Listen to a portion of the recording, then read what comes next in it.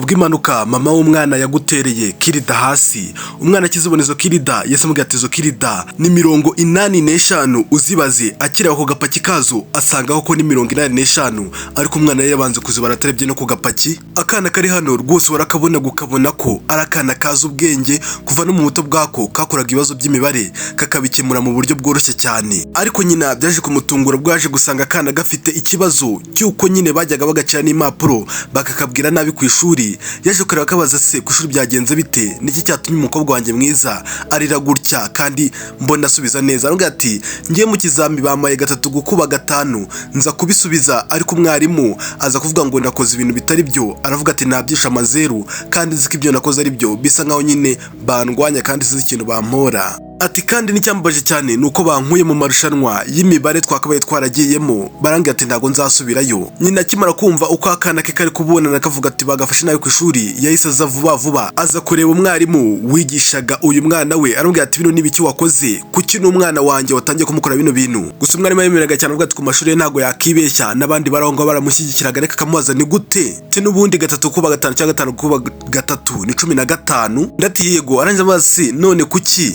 ibisubizo byose ari 15? Nukubera iki umukobwa wanjye wamuhaye 0 kandi yabisubije neza? Abari aho ngaho muri office bose birabatangaza. Gusa icyo umwarimu yagukoreye yanze kwemera amakosa. Aravuga ati karakana kawe nago yasubije agendeye ku mategeko nabahaye, ni nayo impamvu yabonye 0. Ati kandi kuba naciye n'impapuro ze nukugira ngo muhereze isomo ry'uko agomba kugendera ku mategeko. Gusa nyina amaze kumva bino bintu yambwiye ati ntago umwarimu ukwiye kuba yarahawe n'imidari yishimwe yo kwigisha neza. Umwarimu uri hano atangiye kumushinja yuko atagira n'indero, atanamureze neza, atakabaye mama mwiza wo kuba yatanga indero. Ubwo arakibyumva nawe kajinya kahise kamutaha, ahita avuga ati wa mwarimu we, ntago umwarimu mwiza yagafashe impapuro z'umunyeshuri we akazica akanatuma abandi bana bamushyira mu kato. Yumvishe umwamata mwumva yese agana kwa principal kujya kumubwira ikibazo cye, ariko principal yakomeje gushyigikira umwarimu avuga ati wenda ashobora kuba ari ikintu mutumvikanyeho neza cyangwa kitagenze neza.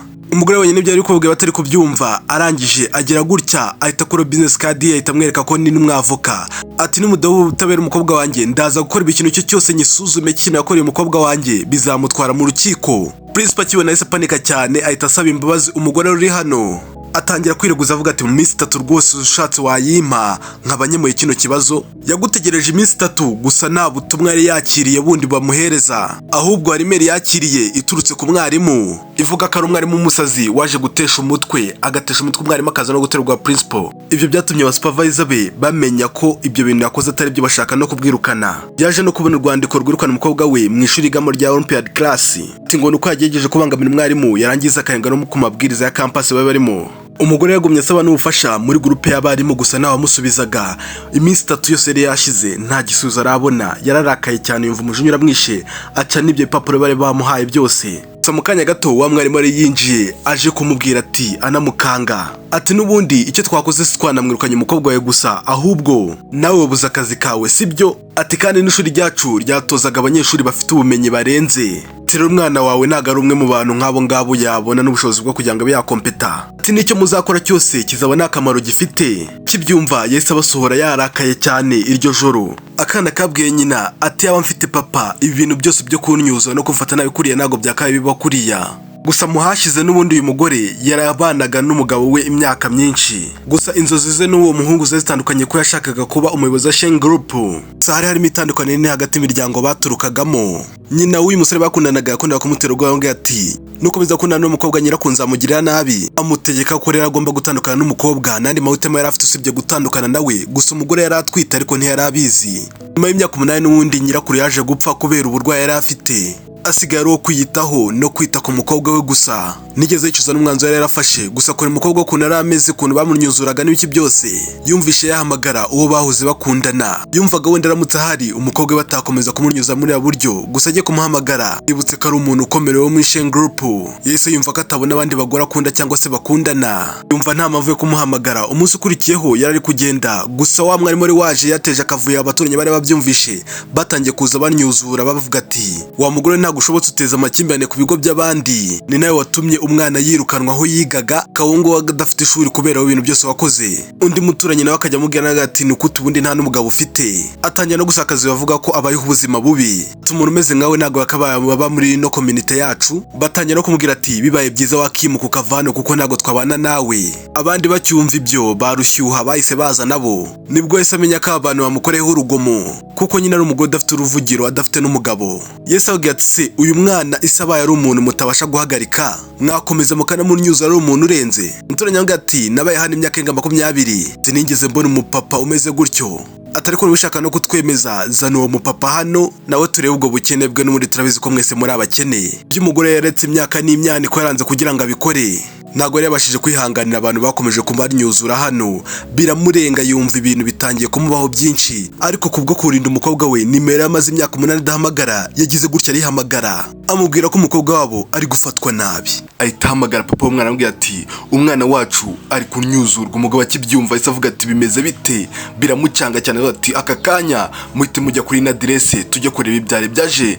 Asanga bamunyuzuye batangiye no kumukubita, ahita abona baraho bose tabwira ati mwari muzi ko gusakaza ibihuha ari ikintu kibi cyane, ni gute ubundi mutinyuka mugakora ibintu bibi gutya. Baramubwira ati ni ibintu byacu muri community yacu nagomba kubyivangamo, atahubwo bakutuvanira hangaha. Umugabo wese abwira umwe mu bakozi ati tangira ufata amafoto y'ibi bintu byose tangiye tubakore pereza. Umugore avuga ati muri kwangiza uburenganzira bwanjye mumfotora ntabibasabye. Bahita babyohereza kugira ngo amakuru yose ya nyayo baze kuyabona. Bahita bamenya n'umwana w'ahantu akora muri sosiyo yakoramo. Bahita navuga ati uwo mwana yari mu gihe cya promotion sibyo. Umugore agiramo ubwo ariko avuga ati nta kintu bamukora. Umugore se yohereza video ayohereza kuri bossi w'uwo mwana we mukecuru, arabwira ati mukanya gatoya cyane barabamaze kumwirukana atakira hangaha. Umukecuru yese agwa hasi aricara atangira kuvuga ati ndabinginze ndabasabye mumbabarira umwana wanjye atazi kakebo yagireyemo abandi nabo bakamugereramo. Umugabo wese avuga ati uyu mugore uri hano ntago ari cyo mutekereza ko ari cyo, ati ni umumama mwiza kandi ni n'umwunganizi wanjye na mama w'umwana wanjye.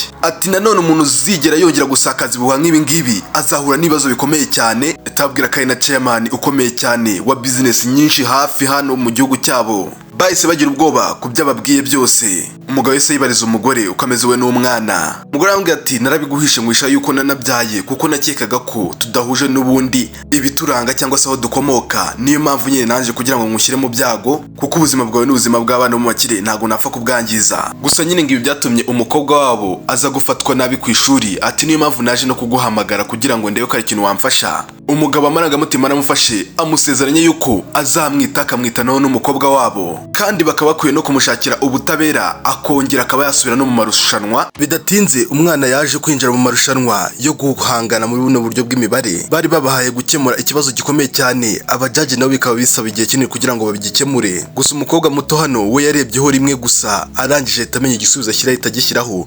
Bahita banamuha award yuko yatsinze. Gusa wari umwarimu we yaje anyomoza avuga yuko uyu mwana ashobora kuba yakopeye, amushinja yuko igisubizo yari akize imbere yuko azahangaha. Ariko ibyo byose biterwaga nuko yamaze kurya ruswa ituruka ku cyana kiwabo bari abakire, cyari cyabaye cya kabiri gusa bagishakiraga umwanya wa mbere. Wibuke n'ubundi umwana bamurwanyije kuva kera, aho bazaganaga impapuro ze yatsinze neza bakazicagagura igihe yabaga yakemuye ibibazo byose bamuhaye ibyo gukuba n'iki byose. Gusa impapuro ze bikarangira azicagaguye azifashe nabi cyane. Bikaba byaraje kurangira n'undi nyina yanze kuva ku izima akamuzana mu irushanwa, ariko tica we akaba yaramwangaga cyane avuga ati ntabwo bizakuna n'ibizanacamo. Avuga ati icyaba cyose uyu mwana we ntago azigera atsinda. Gusa uyu mwarimu w'ikibi ntago yari azi ukuri kwihishe inyuma y'ibi ngibi, ahubwo ntiyari azi ko umwana we w'umunyamibare wa mbere wabaye mwisi bazima, ahubwo iyo mufata neza bye kumugira umwarimu w'umunyabigwi. Nibwo baje gufata umwanzuro wo kongera gusa nk'abasubiramo irushanwa, bakomeza bakora, ariko ibibazo byose akajya bisubiza mu buryo bumworoheye cyane. Agakomeza avuga ati ibi ntago bishobora kubaho. Atangira gupanika cyane yibuka ibyo yaje kwemera yuko bamuhaye ruswa ya miliyoni 2 z'amadolari agomba gutuma kino cyana cyo mu bakire gitsinda. Rero avuga ati uno mwana agomba kubona umwanya wa mbere kuko nubundi namaze gufata ka ruswa kanjye. Icyo yahise akora yahise atanga ikindi kibazo kitari muri curriculum yabo, arangije atavuga ati bagikemure babe bagikora. Aravuga ati nicyo kiri utumenyeshe uwa nyawe cyangwa se uwatsinze mu buryo bwiza. Nibwo yahise afata umwanzuro wo gukora undi yakomeza baza abana bagerageza kugisubiza bikabananira, ndetse na cya kindi cya cyana kindi nabyo birakinanira, mabuka bavuye ku izima. Gusa bari aho bose bari kurangarira icyo kibazo, bavuga ikibazo ni ikibazo gikomeye cyane, bavuga uko byagenda kose birangira banganyije. Gusa mu gihe gito cyane baje gutangazwa yuko hari uwaje gushobora kugisubiza akagitunganya, kari n'ubundi kakana k'agakobwa. Birangira n'ubundi ibihembo byako ariko kabyegukanye ariko gatsinze. Umwarimu urahangaha asigara yanukiwe ko niyumvaga ko ibi biri kuba bishoboka rwose. Gusa ubutabera bw'umwana bwari bwamaze kuboneka, ibintu byagenze neza.